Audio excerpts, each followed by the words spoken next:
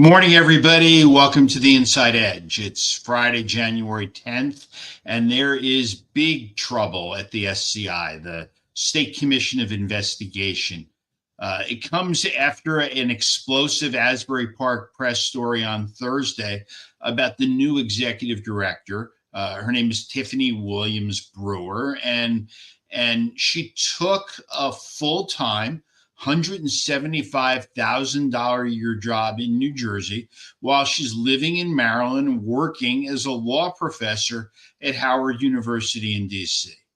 And since it's been a while since the SCI was created and a long time since it's been relevant, I want to explain to everybody what the SCI is. The legislature built this in the late 1960s after there were allegations that an assemblyman from North Jersey canceled a legislative hearing or tried to cancel a legislative hearing on organized crime at the request of Jerry Katina, a big deal mob boss from South Orange.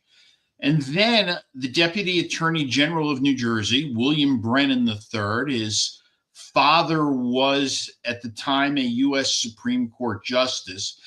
He alleged that there were as many as 6 state legislators who were, in his words, entirely too comfortable with organized crime. And so the SCI was created with massive investigatory power. They did it essentially to keep the legislature out of the organized crime investigation business.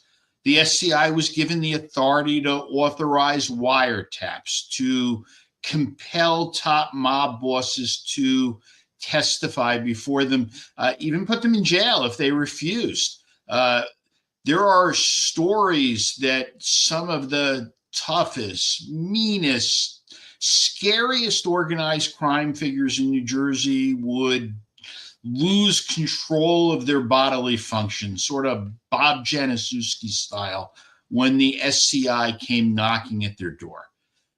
So for the last few decades, the SCI has become a bit toothless. Nobody's really scared of them.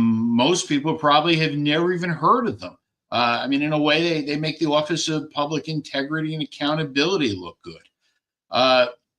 So after the executive director was killed in a car crash over the summer, Brewer, she was the part-time chair. She's a political appointee who bounced around the state for a long time. She wound up essentially hiring herself.